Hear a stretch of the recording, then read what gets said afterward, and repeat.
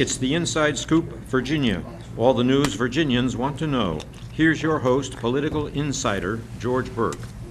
Welcome to this special edition of Inside Scoop, Virginia. Tonight we have the 4 Democratic candidates for the 11th Congressional District seat.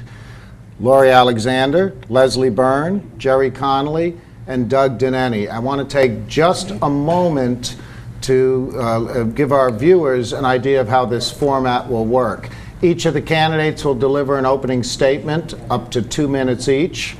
I will then pose questions to those candidates. They will have 1 minute each to answer them. The questions will be to all the candidates. Each candidate will have a maximum of 4 rebuttals that they can use during this hour. The rebuttals are 30 seconds in duration. And finally, at the end of the program, each of the candidates will be able to provide a closing statement of 90 seconds. We have used this format several times at debates, one in Prince William County, one in Fairfax City. It has worked very well. We think it's a fair way to do it. So without any further ado, I am going to move right into the debate. And again, I welcome all of you here today. It has been a very rigorous and vigorous campaign over the past months. June 10th is the primary, and I encourage every viewer to make it on June 10th. Get out there and vote, cast your vote. We don't expect a very large turnout, and your vote will count. Having said that, we'll start right in with Lori Alexander, and she has a 2-minute opening statement. Lori, the floor is yours. Hi. Hello, everybody. Thank you for joining us. My name is Lori. I am Lori Alexander, and I'm a physical therapist. I've been practicing for 13 years. I am a very, very strong patient advocate. And the reason why I'm running is because I am tired of the healthcare system. I believe in a national healthcare program. We need to protect our children, we need to protect our disabled, we need to help the elderly. And right now, the quality of healthcare is the lowest I've ever seen it. And healthcare costs are getting more and more expensive. So I'm running in this race to represent you, represent the true people of the 11th Congressional District. I am the only candidate that's not taking any money from special interest. And I need your vote and I need your help on June 10th. Again, my name is Lori Alexander. Please go to my website. I posted my resume. You can look at my resume and make a determination whether you think I have the skills and the experience to serve you. And I promise to do my best regardless of political affiliation. Thank you. Thank you, Lori. We'll now move into Leslie Byrne. Good evening. I'm Leslie Byrne. I've been a member of the House of Delegates in this area, a member of the Virginia Senate, White House consumer advocate, and the first woman ever elected to Congress. In those jobs that I've held, I've always tried to keep one thing in mind, and that is being the voice for those often who don't have a voice. Those folks who may not have the biggest checkbook, but want to have some part of the American dream. In the General Assembly, I worked on things like tax relief for the elderly. I worked on tree preservation laws for Virginia. Also getting trucks covered so that it quit breaking your windshields. In the United States Congress, I worked on childhood immunization, on a number of other issues, including pipeline safety, so that the pipelines that crisscross our nation would not blow up due to faulty installation. I also think that we have to look more to how we're going to move in this next Congress. When I started this, my children were very young. Now I have grandchildren. I don't want them to have a war without end. I want them to have an equal opportunity and go as far and as high as they can go. I think it's important that we start looking at how we put this country back together after 8 years of George Bush. I'm offering my service, my experience to do just that. Thank you. Thank you, Leslie. We'll move right into Gerry Connolly. Thank you, George, and it's great to be back with you at Inside Scoop, Virginia. For the last 14 years, I've served you on the Board of Supervisors, and for the last 5 of those 14 years as the chairman of the Board of Supervisors of Fairfax County, representing over 1 million people. I've been proud to be the head of the largest local government in Virginia, and the government that was selected as the best managed county government in the United States of America. We've achieved a quality of life in Fairfax County because we believe in investing in a government that works. We have the highest graduation rate in the United States in our high schools. We have one of the highest rates of kids going on to higher education, 94%. The national average is 65%. We have the lowest crime rate of the 50 largest jurisdictions in the United States, and last year we hit a 32-year low. I'm proud that under my leadership, we've cut gang-related activity in high schools and middle schools in half with my gang initiative. We've added 2,200 affordable housing units as part of the Affordable Housing Preservation Initiative. I launched a 20-year environmental plan for Fairfax County that has really made a big difference in terms of trying to retrofit the infrastructure and make sure that we reclaim our environment for future generations. We've added thousands of acres of parkland as part of that initiative. I want to take that same expectation of a government that works to the federal Congress. In the last 8 years of the Bush administration, we've failed to do that. The federal government does not work. We also have a reckless war in Iraq that has squandered blood and treasure for the United States. An incalculable blunder by President Bush that should never have happened. I want to take my 25 years of foreign policy experience and help end that war and re-engage the United States in the international community. I've never lost an election. I'm the only one here tonight who can say that. I've won 5 elections in a row. With your help, I'll win the 6th one, and we'll hold this seat. Thank you, Gerry. Last but not least in the order, we have Doug Denneny. Doug, the floor is yours. Well, good evening, George, and it's a great opportunity to speak to all of you tonight. I've got a great campaign going. My name is Doug Denneny. I'm running for Congress, and I want your vote on June 10th. You know, for me, this election is very basic. It's about change. It's about changing the direction our nation is headed. I served our nation over 22 years as a naval officer, served in combat. I believe we need to bring our troops out of Iraq in a smart phase withdrawal. We need to work on fiscal discipline. We need to work on progressive values, things that you and I care about for our families, our children, and our future in this region and the nation. And the bottom line is that it's time for change. It's time to elect a career public servant like myself. I live here in Fairfax County as well. I'm president of my very large citizens association. I'm on 2 Fairfax County boards, one that deals with the environment, one that deals with raising bonds to build more hospitals, and I also was recently on the Tyson's Land Use Task Force. Bottom line is I understand local issues because I'm involved in them day in and day out. And then as we move up at the federal level, I have over 28 years of national security experience. I have the most national security experience of anybody on this election. And I worked on Capitol Hill, and I have the most recent and relevant experience on Capitol Hill, serving in 2 different positions starting 10 years ago. I have the experience that's needed at the local level, at the federal level, to bring change. And the change I'm talking about is ending the Iraq War, bringing the troops out in a smart phase withdrawal.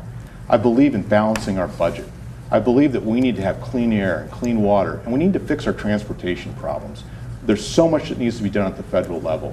For instance, we need to put that tunnel underneath Tyson's Corner. That's something I've advocated for several years, and I've been public about it. It's something that has to be done, and we need rail to Dulles. We need to fix global climate change. We need to work on a variety of issues. And what's it going to take? It's going to take someone like myself who's commanded a Navy fighter squadron, who's worked on Capitol Hill, who's reached out and made changes in people's lives through everything I've done. I'm ready to work for you, and I'm ready to serve again. Thank you very much. Thank you, Doug.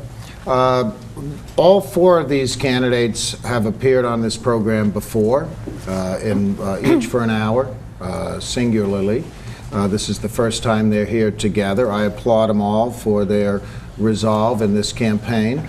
We are accepting questions via phone and via email, although your phone calls will not be broadcast in the studio. Our number is 571-749-1166. You can also email them to jims@nova.org.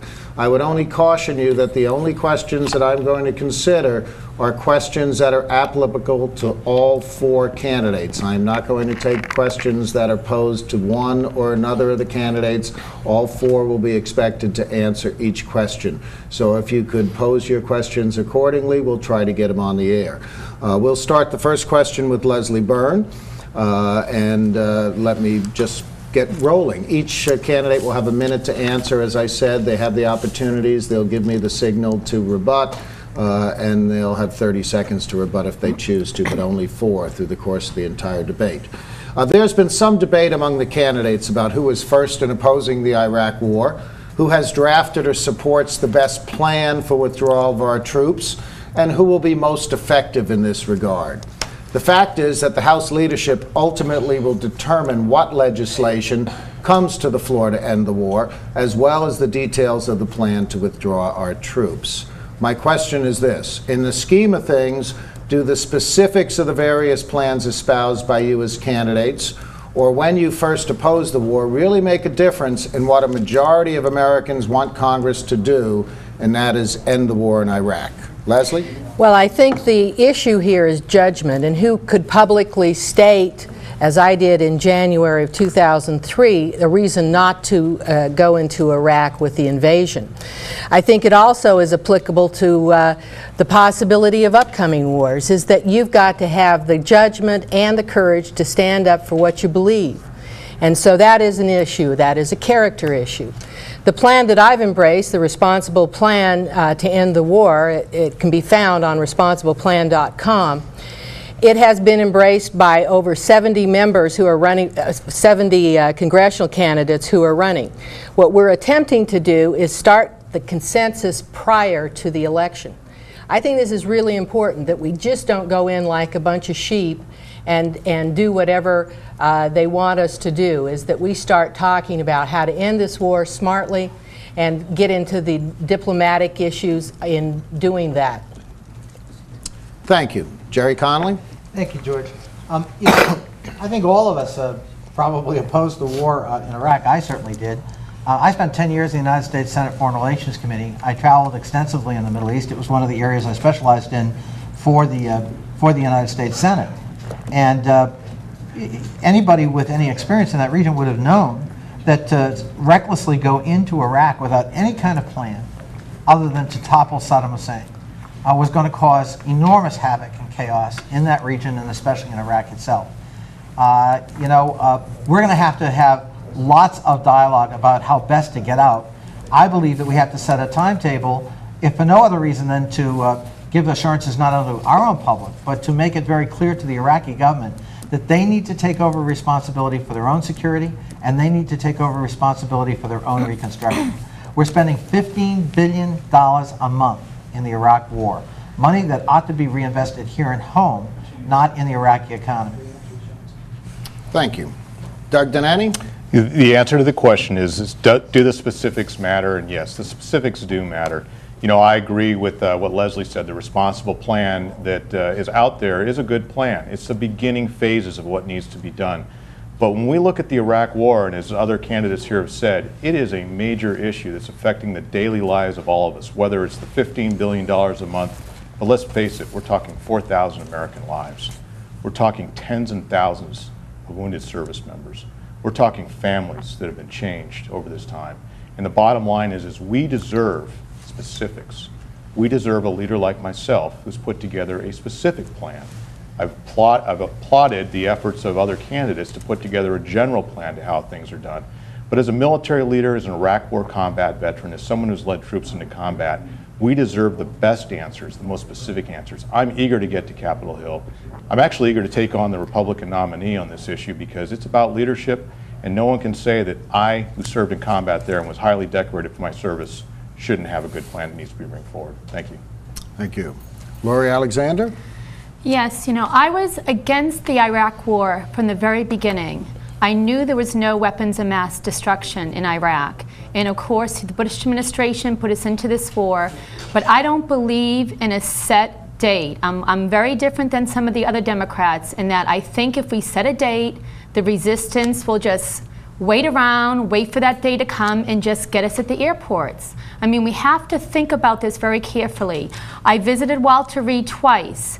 I've seen young soldiers with legs amputated, with arms amputated. I am sick and tired of the injuries that are occurring. As a physical therapist, I treated soldiers, and these are young men that are going to have to live with these injuries for the rest of their lives. I don't believe in cutting back money for the troops. If we take money away from our troops, we're going to risk their lives. We need to go ahead and do this very carefully. It has to be a smart phase withdrawal. Thank you. Thank you. First question this time, first answer will come from Gerry Connolly. Gerry, the cost of gasoline is at an all-time high and it is blowing the family budgets of many Americans, and it's crippling the success of many businesses, large and small. These high gas prices affect nearly every aspect of our lives, from increased food prices, heating and cooling costs, commuting, to the cost of shipping virtually every product we consume. Many products use petroleum in their manufacture. Is it possible to bring gas prices under control, number one, and who is to blame? You know, your description is absolutely right. It's a huge drag on the economy, and it is a shift for consumers that I think shocks all of us. The price of gasoline has just gone up exponentially in the last 8 years under George Bush, and it's having an effect not only on the pocketbook of individual consumers, but on our businesses. I think, you know, for one thing, re-engaging in the Middle East peace process is very important to get some sense of stability where most of the oil is. But I think the United States has to make a really concerted effort at exploring green technologies that will make energy much more efficient, and we need to look at alternative sources of energy, wind power, solar, making sure that we're investing in those kinds of alternative fuels will have huge payoff in both the creation of jobs. It's estimated you could create 4 to 5 million jobs. We also need to be paying attention to conservation. An awful lot of the utilities in this country have frankly come very late to the game on the value of conservation that can really help our consumers and lower the prices both of gasoline and of energy costs in general. Thank you. Doug Denneny? Yes, the answer to the question, and we all know I believe in straight talk and candor, so I'm going to answer the questions directly. Yes, it's possible to bring the gas prices under control, and who to blame is President George Bush and the executive branch and the leadership that he's given or failed to give in this issue. How we're going to bring it under control. The reason why gas prices are higher are varied, but one of the biggest reasons is the fact that there is great instability in the Middle East right now. A lot of it has to do with the fact that the United States is in Iraq, in the middle of a war, in Afghanistan, in a war, and also we have some saber rattling going on with Iran, which is totally unnecessary. We need to engage Iran diplomatically. We do not need to talk about going to war. That continued instability is driving up the cost of oil. We are sending boatloads of dollars overseas and bringing in boatloads of oil, and that dynamic needs to change. And I agree that we have to invest more in renewable energy sources. There's 3 things we have to do. Global climate change, we need to put a carbon tax on the sky, we need to find renewable energy sources, and we need to have better efficiency. Thank you. Lori Alexander? Well, I believe that there's 2 people to blame for this. The first one is Bush's Iraqi war. The second one is the oil companies. And you know what? There was in 2001, the late Senator Paul Wellstone sent a letter to George W. Bush and begged him not to go into Iraq. He was against the war from the very beginning. And in that letter, he warned the Congress that he said if we go into that war, oil prices are going to go skyrocketing. He warned everybody about this. No one listened to him. There was many, many Democrats that were for the war. But Paul Wellstone was against it from the beginning, like I was against it from the beginning. And my thinking is right now that we're in Iraq, what we need to do is look at alternative fuels. We need to look at rail. You know, in the 11th Congressional District, we're going to focus on our district, and these are the people I'm going to represent. A lot of them are government workers. The government needs to step in and provide transportation solutions. Thank you. Thank you. Leslie Byrne? As the only one running, either Republican or Democrat, who has the ability to go back on the government oversight committee with seniority, I think we've got to hold the speculators accountable. We know they've been manipulating the market. We know that when the oil companies buy at the wellhead, it's not $139 a gallon. That's because of speculator prices, not because of the oil companies. We also know that the weak dollar imposed by the Federal Reserve is affecting how much we pay for gasoline. If we pegged our dollar to the euro, we'd be paying $80 a barrel. And that is a fact. That is the price we pay for a very weak dollar. So getting the Fed to acknowledge that their role in this has been great in terms of weakening the purchasing power of our dollars means that we pay more for gasoline, we pay more for food and everything else that we import. The upside of this is that we export things more cheaply. And the other thing is that the oil companies now have refiners that they have to answer for too. And so all of those things would come into play. Thank you. Rebuttal, George. Just want to add, one of the reasons I'm such a big supporter of rail to Dulles is that alternative means of transportation is also going to be key as we move forward in the future. Getting rail in the Dulles corridor is the single most important transportation investment, alternative transportation investment we can make. It's going to move 90,000 passenger trips a day. That's the equivalent of 4 lanes in the toll road. It's environmentally friendly, and it gives people a much less expensive alternative in that 23-mile corridor, which is the single most important economic and employment corridor in Northern Virginia. Rebut, George. Leslie? I think there's a lot of long-term energy issues that we could look at. The first would be the transit issue, but also we have to find alternatives to oil. But I think the immediate question is, what do we do to look at the oil prices now that are hammering our families, making them choose between putting food on the table and buying gas to get to work? These are real issues for folks. Thank you. We're going to start with Doug Denneny this time. Doug, our economy's going to hell in a handbasket. The dollar's sunk to near record lows. We're facing record foreclosures around the country. How do we perk up the economy, number one? And let's just stick with that. I'll ask the other question after the break, because we'll just get to the break with the 4 of you answering. Go ahead. Absolutely. How do we perk up the economy? Well, the first thing is we elect Barack Obama to be the President of the United States. I'm the only candidate in this primary election that's endorsed Barack Obama. I think it's a clear indicator of how important change is going to be, not only in our nation, but in this election. And I endorsed him over 3 months ago, long before this race was ever determined for Senator Obama. We need new leadership. We need new leadership of our nation. We need more Democrats in Congress. And I'm the best choice to lead in these areas. I believe in fiscal discipline. We need to balance our budget. You know, we don't have the opportunity as homeowners and family members to run a deficit. We don't have the opportunity like you do in county governments or state governments to raise taxes to meet your budget. We don't have the responsibilities in federal governments to print more money. We have to balance our budget. And by doing that, we're going to start talking about the things we discussed earlier. The dollar will become stronger. We'll increase our exports, and job creation is incredibly important. We need to increase jobs, grow our economy, and that's going to begin with new leadership and a larger majority of Democrats to get Barack Obama's policies through. Thank you. Thank you, Doug. Lori Alexander? Yes, well, you know, the issue is the economy is hurting because people are hurting. And what we need to do is I think we need a tax cut for middle-class Americans. I mean, if you look at the working class and middle-class Americans, which are the majority of Americans, what we need to do is we need to go ahead and help these people. These people are having to pay more money for gas. They're having to pay more money for food. You know, and then we need to roll back those Bush tax cuts. I mean, come on, the wealthiest Americans don't need more money. There's a huge separation now of people who are poor and people that are wealthy. And you know, when our middle class is gone, our democracy is gone. So I believe that if we provide good paying jobs and we help our middle class by providing middle class tax cuts and roll back those Bush tax cuts, then people will feel a relief. And then remember, the middle class, where I grew up in working class America, are the people that built this country. Thank you. Thank you, Lori. Leslie Byrne?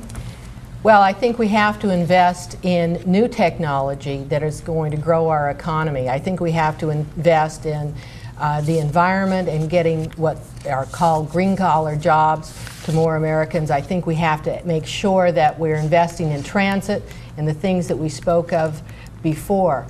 But it's also very clear that the Bush administration has invoked a cheap dollar policy, and it's being used to punish average Americans. It's being used against them. The price of food, the price of gas have all been affected by the falling and weakening dollar. These are the facts, and we've got to have a new Congress and a new president who are going to stop this cheap dollar policy that is making it so expensive for ordinary Americans to live. Healthcare is the other thing that we've got to invest in because it's dragging us down on the world market. We're the only industrialized nation who doesn't have a federal healthcare policy. Thank you, Leslie. Gerry Connolly? Well, let me say 3 things. First of all, ending the war in Iraq can free up $15 billion a month in terms of federal spending. That can have enormous stimulative, positive stimulative effect here in the domestic economy where it's badly needed. Our infrastructure is crumbling in the United States. We witnessed the tragic collapse of a major interstate bridge, for example, in Minneapolis-St. Paul just last year, the site of the future Republican convention this year. It's a real testament to the lack of investment in infrastructure, and we have to change that. We need to have a massive federal investment in infrastructure. I also think the third thing is a very large, substantial federal investment in research and development to produce the energy of the future. Let's get to some kind of alternative way of a 100-mile-per-gallon engine, for example. That could reduce or eliminate most of our need for imported oil and help revive an industry that's been hurting over the last few years, namely the American automotive industry. So there's a lot we can do by way of economic stimulation, but I agree that we need a Democratic president and a Democratic Congress to get that done. Thank you. We are going to be going to a break in less than a minute, so we'll hold off any questions to then. Congressional District. It is the most highly educated district in the nation. It is also the wealthiest, per capita income-wise, wealthiest congressional district in the nation, reflecting the booming economy and the federal government's presence in this area. It's ripe for a Democratic takeover in November. The pundits all think it's going to happen. We are looking forward to that, and on June 10th we will decide who that nominee, who the person is, who will face Republican Keith Thimme in November. So please hang on, and we'll see you back in 3 minutes.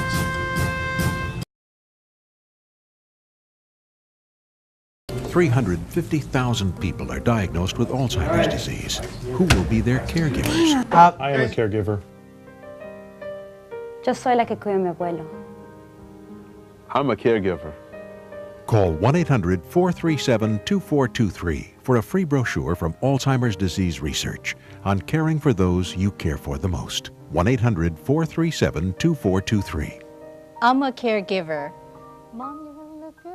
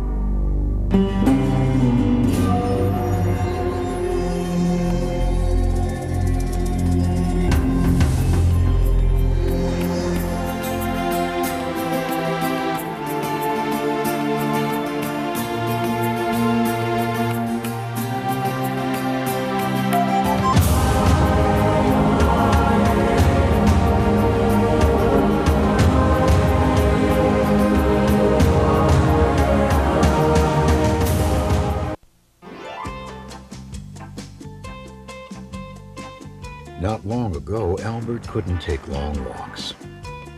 He was diagnosed with a bad heart. After considering all the treatment options, his heart specialist recommended a pacemaker instead of putting him to sleep. Get the facts about animal research.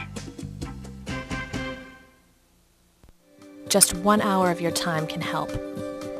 At Inova Blood Donor Services, a not-for-profit organization, we supply blood to patients at 15 different hospitals in our community. That means we need to collect over 200 pints of blood every day. And yet less than 5% of the people in our community donate their blood. Too many feel they just don't have the time. But with 4 donor centers in the region and blood drives at libraries, community centers, shopping malls, or even the workplace, it's never been faster or easier. Contact us at 1-866-BLOOD-SAVES or on the web at www.inova.org/donateblood to find out how and where you can help. Because just 1 hour of your time could help save up to 3 lives. So please, give blood, the gift of life, at Inova Blood Donor Services.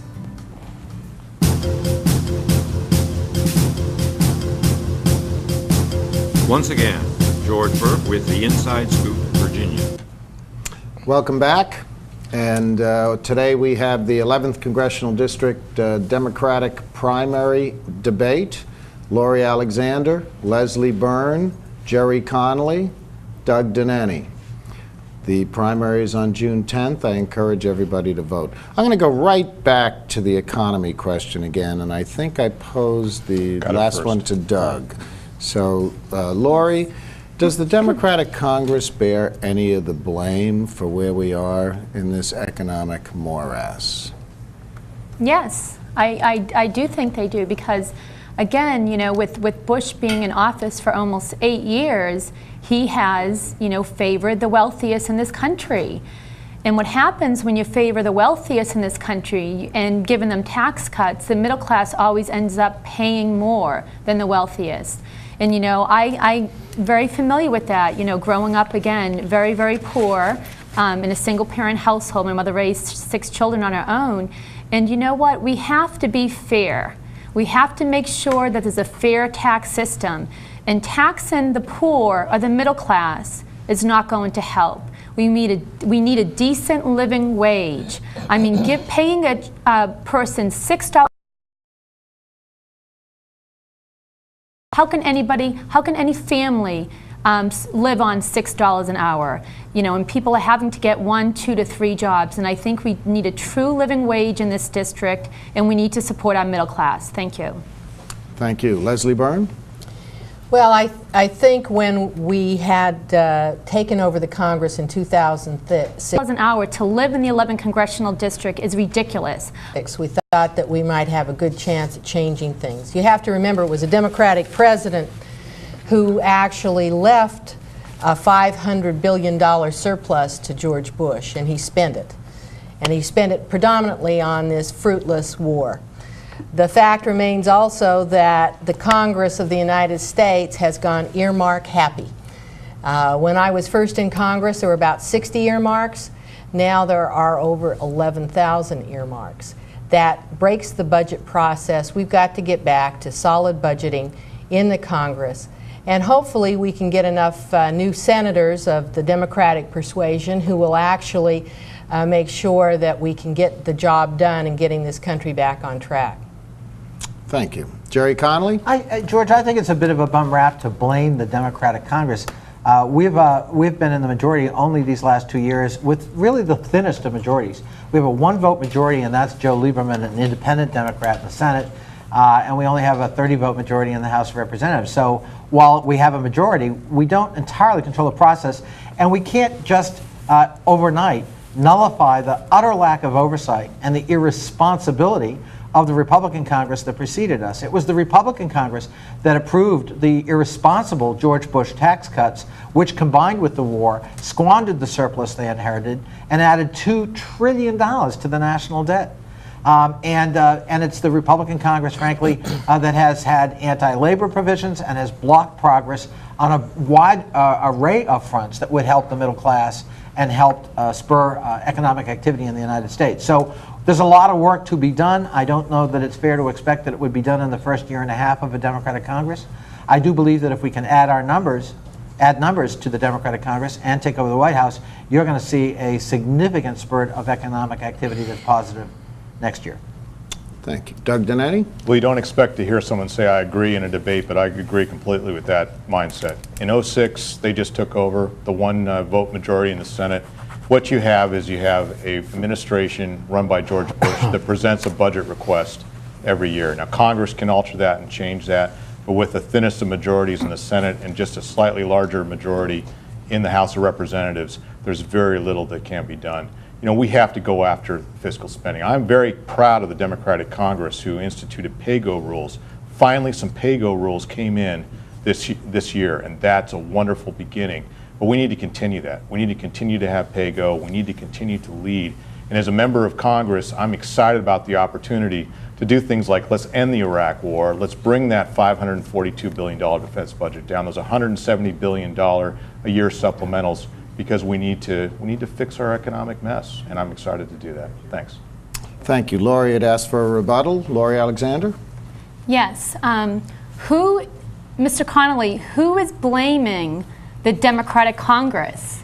I mean, I definitely didn't blame the Democratic Congress. I mean, I think the Democratic Congress is working very hard, but when you have a Republican president who is vetoing everything that would help, you know, the neediest and the middle class in our country, that's the biggest issue. And again, I also like the pay-as-you-go agreement too. I mean, again, I think that we need to go ahead and help the people that are struggling.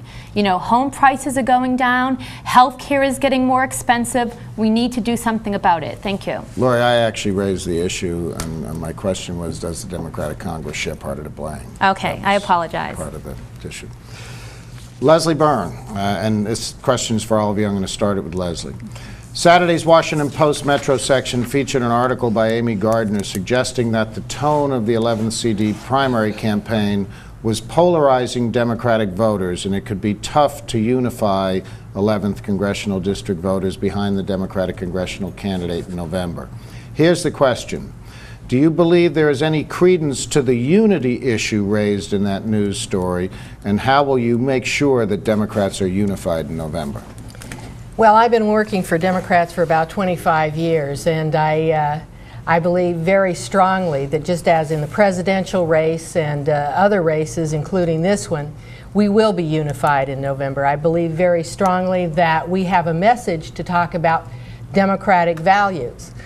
And the issue really is, and I think Ms. Gardner missed the boat on a couple of things. Since controversy sells newspapers, I think she was looking to drum up a little controversy. So I don't think that my record or anyone else's record who is running is sacrosanct. I think everybody has to have a fair discussion of those records. But I also think that we've got a lot of work to do, and quite honestly, this district is ready for a change. It's ready for a Democratic Congress representative, and I hope to be that representative. Gerry Connolly. Well, I think Ms. Gardner in part hit the nail on the head. I think part of the tone in this campaign, sadly, largely by Mrs. Byrne's negative mailings, has gone real south. And I think it's a shame to have Democrats attacking Democrats with the same kind of swift boat techniques that we all decried 4 years ago against our Democratic nominee for president. Having said that, I'm confident that the Democrats in the 11th Congressional District are going to come together after this campaign. We're 9 days away. And we'll unify behind a nominee, and we'll take us all to victory. Democrats want to win the seat. We know it's not necessarily a slam dunk. We know that our Democratic presidential nominee did not carry the 11th district. He came close, but he didn't carry it 4 years ago. So with presidential turnout, we're going to have to work very hard to stay united, to stay focused, and to make sure we bring this to victory. And I'm very confident that my candidacy can do that. Doug Denneny. Well, I believe there is rancor and there is division in the Democratic Party, and that's because you have two candidates that are putting FEC violation claims against each other. They're sending mail pieces back and forth in a negative approach. Bottom line is the people are tired of that. They don't need to see that anymore. They want people to go up to Capitol Hill that are going to lead and govern, and that's what I'm going to do. I'm going to put out one mailer. I'm going to put it out next week. It's a positive mailer. I'm not going to attack my opponents because you don't want to read it. You don't really care. And the bottom line is we need to get the job done. We need to elect someone like myself who doesn't have entangling alliances within political machines in Fairfax and Prince William County. I've been endorsed by 4 members of Congress, 4 members of Congress that believe in change and know that I'm the person that's going to bring that change. We need to get beyond the partisan bickering because the people don't care. This election is about getting something done. And the end of the question is will we be able to pull this together? Absolutely. Because in November, I'll be the strongest candidate, and I'll be there to lead the entire Democratic Party. Thank you. Thank you. Lori Alexander? Yes. Well, I can tell you I've received 5 robocalls, annoying robocalls from Gerry Connolly, and some of them are saying some pretty unkind things about Leslie Burns. And then I've been receiving postcards from Emily's List. So I can tell you that there's an issue here. I mean, definitely the party is, that part of the party is not uniting. But I agree with Doug Denneny in that, you know what, I'm a centrist. I am very proud to be a centrist. I'm a moderate Democrat. And people have elected Tom Davis. Democrats have voted for Tom Davis because he's in the middle. People in my neighborhood and my friends are tired of the partisan bickering. We want people that can cross party lines and get along. And you know what? I'm very proud to let people know that actually I have been, some Democrats and Republicans are volunteering in my campaign because they truly know that I want to work with people and I'm not a left-wing liberal. Leslie Byrne for a rebuttal. I think it's important that we understand that primaries are the place where you test your message, you get stronger as a candidate. I don't think anyone wants to vote in this primary on June 10th and have buyer's remorse on January 20th. I think they want to know everything there is to know because certainly the record is there for all to see. I don't have to be negative. All I have to do is put out the relative records. I also won't engage in dragging other Democrats into the fight, as some others on this panel have done, namely Mr. Connolly. So it's not negative, it's the idea that you stand on your record and hope others will do the same. Gerry Connolly. Boy, that's news to me because I've been the recipient, as has Lori, of about 8 or 10 postcards from Mrs. Byrne's campaign attacking my employment, even quoting somebody from the Huffington Post, one blogger, and using it as if it's an authoritative source. I have seen an awful lot of slander coming across the mail that I think is beneath the dignity of this campaign. To go after somebody's employment, to engage in slanders against a candidate, and in this case it's against me by Mrs. Byrne, I think has no place in the Democratic primary, and I don't think it has anything to do with testing messages for November or buyer's remorse on January 20th. Hopefully it's going to lead to buyer's remorse on June 10th. There's no slander if it's true. Lori Alexander, rebuttal. Yes. Sorry, the wizard light. Okay, my thinking is, you know what? I am tired of my fellow Democrats taking money from developers. I am an environmentalist first. The reason why that we have code red days, the reason why we're stuck in traffic is because overdevelopment in Fairfax County. So you know what? If Leslie Burns went ahead and if she's bringing some issues about developer money, you know what? Then I think that should be out there because, again, I'm going to let you know this. I am an environmentalist and I care about air quality more than I do about getting developers wealthy. And I don't take any money and I will never take any money from developers. Doug Denneny, rebuttal. Just real quick, this back and forth exchange that you're seeing here is exactly what I'm talking about. We don't need to be doing this. The bottom line is people out there have problems and issues. We have people dying on the ground in Iraq, in Afghanistan. We have got issues that go beyond the scope of this election, and people are ready for change. And we need to have an adult like myself in this election who's going to give you the option to say, let's run a positive campaign. Let's get it done. Thank you. All right, follow-up question starting with Doug Denneny. If you lose, will you support the Democratic nominee in the 11th Congressional District? Unquestionably. Unquestionably. I'm a committed Democrat. The most important thing is that we win in November, and that's why I'll be victorious, because I'll be the candidate that the Republicans cannot take on. The number one issue is the Iraq War.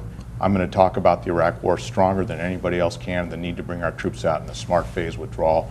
Got a great plan. I will endorse any candidate, and I will help advise them on what they need to know about the Iraq War. Lori Alexander? Yes, I've been a Democrat my entire life. I was born and raised in Lowell, Massachusetts. Right away, that makes you a Democrat. And I will pull off my own bumper sticker and put on a bumper sticker of whatever candidate wins on June 10th, and I will be up behind them 100%. I will take all my volunteers and encourage them to support that candidate. Any money that I have, any time that I have, I will give wholeheartedly. Because first and foremost, I'm a proud member of the Fairfax County Democratic Committee, which my mother-in-law has been a member for well over 30 years, and I'm a proud member of the Mount Vernon Democrats. Thank you. Leslie? Always have and always will. Gerry? I've been a member of the Democratic Committee here in Fairfax for 25 years. I've supported every Democratic nominee. I've raised money for them. I've campaigned for them. I've recruited them. Whoever wins this nomination, and I hope it will be me, will have my wholehearted support and enthusiastic campaigning on their behalf. Folks, you heard it here first, although it comes as no surprise with me with this crop of candidates. There was no doubt in my mind that that would be the answer. It's one of the reasons I asked the question. Let's go into an environmental issue. Dominion Power is planning to locate a coal-fired electric generating plant in Wise County, Virginia.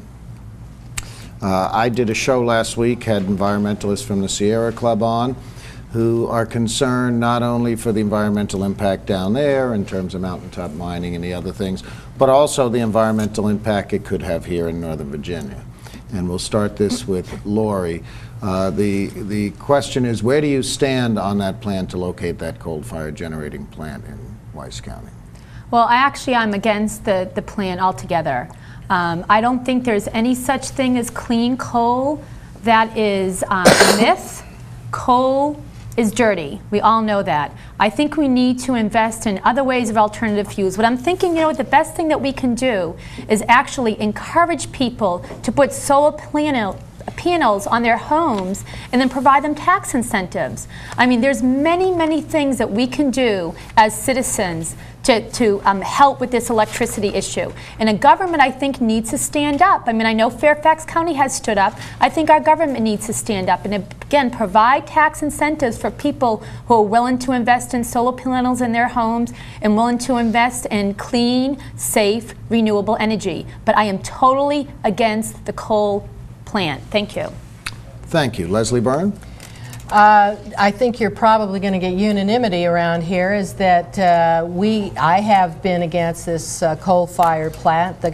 The Dominion Power Company is trying to claim that they are working on coal sequestration technology that will limit air pollution.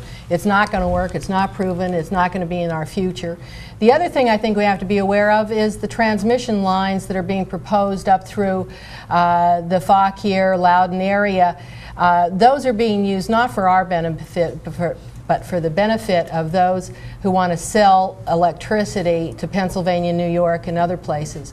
In the state Senate, I was the only one at one point to vote against the deregulation of utilities in Virginia law. The vote was 39-1, and I stood up and told Dominion Power that they could not rip people off on their utility bills. I think it's important to note that we've got a lot of work to do on utilities and energy, but this isn't the way to go about it. Thank you. Gerry Connolly? George, I actually was one of the only elected officials to provide testimony to the State Corporation Commission raising serious questions about proceeding with this coal-fired power plant in Wise County. I think it offsets all of the good work we're trying to do to reduce greenhouse gas emissions up here and around the state and to reduce our carbon footprint. I also have not accepted any Dominion Resources money. I haven't had a fundraiser on my behalf hosted by Dominion Resources because I frankly think that if they want to go forward with this power plant, we need to stay clean to make sure that we're opposing their efforts, working with the environmental community, and that's what I've done. Doug Denneny? I do oppose the Wise County coal plant. We have big problems with the environment, and unquestionably just adding this adds to the problems. The United States, it pollutes 25% of the world's greenhouse gases. 25% comes from us. A lot of our electricity is produced by coal. We need to do several things. We need to put in a global cap and trade system in the United States. We need to have polluters find that they need to reduce their carbon footprint level from 1990 levels up to 2050 levels. They need to reduce those by 80%. We have to tax the sky. If we make it easy for companies to continue to put carbon in the sky, global climate change will continue. We also need to increase efficiency, and we also have to invest in renewable resources. We spend, as we've heard before, $15 billion a month on the Iraq War in supplementals. We're spending less than $5 billion a year of the entire U.S. government in tax incentives and credits to get more renewable energy sources. We need to change that dynamic. Thank you. Lori had a rebuttal? Yes. What I like to tell people is, look, I have been a paid member of the Sierra Club, an active paid member since 1996. I was the Southeastern Minnesota Sierra Club chair for 5 years before I moved to Virginia. And I am going to have, I promise, this is one promise I can make, that I will have the best environmental record in Congress, because that's important to me. I have young children. I'm a physical therapist.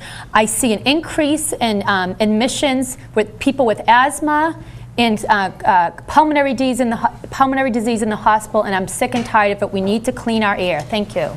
Thank you. I have a whole bunch of other questions that I would love to address, but an hour is an hour.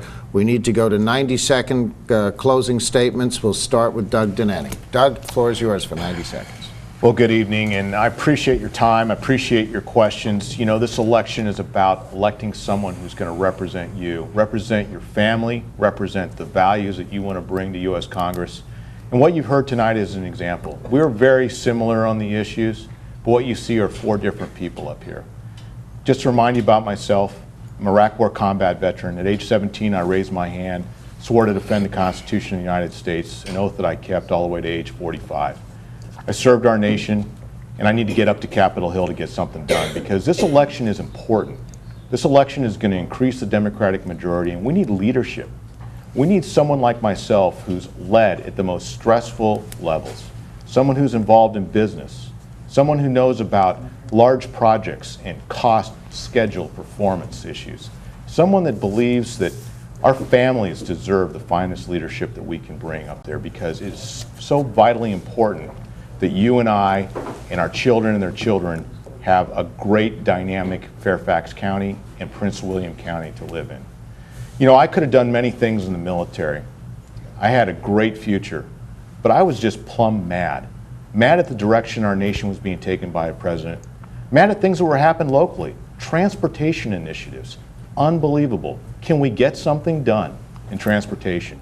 We need federal leadership. We need someone who's going to stand up and fight for you.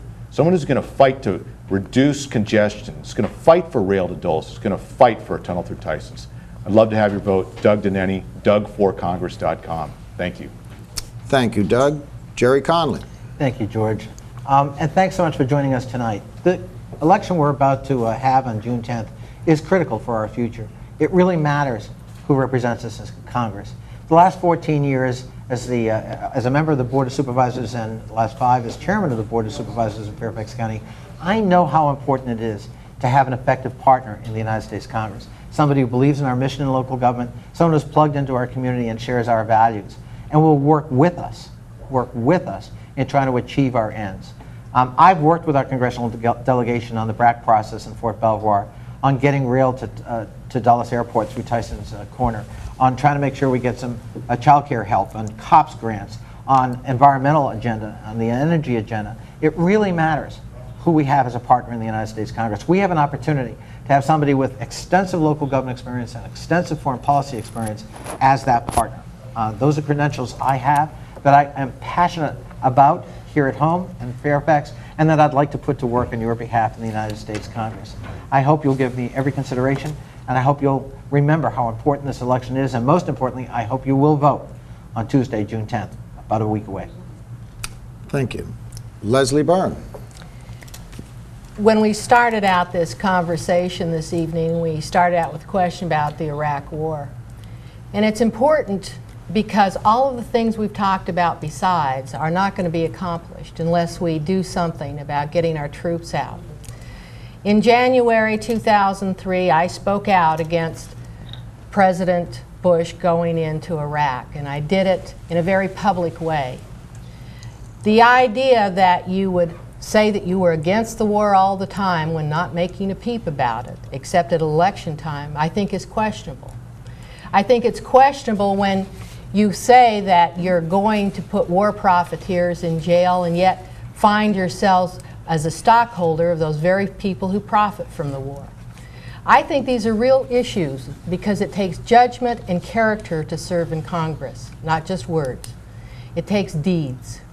And in the 20 years that I've been in politics, I've worked for you, I've been your voice, I've gone up against the special interests time and time again. And I'm willing to do it again because I think we need that kind of voice right now. If you agree with me, I hope that you'll support me on June 10th.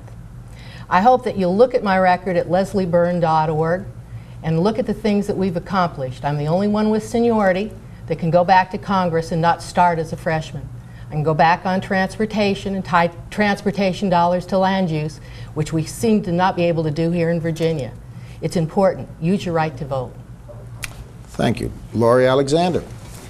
Yes, what I like to say to everybody is, look, I'm a physical therapist. I've been working with people in the healthcare field for 13 years. I am sick and tired of career politicians in Congress. I think we need fresh, new leadership. I truly care about the people. I have exhibited that by volunteering in Vietnam, providing free health care for people in need. I've been to South Africa when Nelson Mandela was let out of prison, just so I can treat people with AIDS for free again and bring in much needed supplies. I refuse to take any special interest money. The other candidates have taken special interest money. I will not take that because I want to work for you. I want you please to go to my website. You can see my resume. I've listed all of my qualifications. And I truly care about people. I'm a mother of 4 children. I am tired of code red days. I want to improve the environment. I want a national health care system. Health care is much too expensive. As a healthcare professional, I spend more time with paperwork, filling out insurance company paperwork, than I do with patients. This is wrong. The insurance companies are making out. They're making millions of dollars, and therapists and doctors are suffering, and patients, most importantly, are suffering. We need an experienced healthcare professional in Congress. If I'm elected on June 10th, I will become the first physical therapist in history to be elected to the United States Congress. I really need your vote. Thank you so much. Thank you, Lori. I want to thank all 4 of the candidates. These folks have appeared in numerous forums over the last few months. There were many issues that I would have liked to address tonight, but time did not provide it. Immigration, climate change, transportation and mass transit, health care. These are all important issues, but I assure you, as chair of the 11th Congressional District Committee, I have been at a lot of forums, and I've heard all 4 of these candidates address those issues. Their views are out there on their websites. You need to do some research. You need to look at these candidates, and most importantly, you need to vote in the primary on June 10th.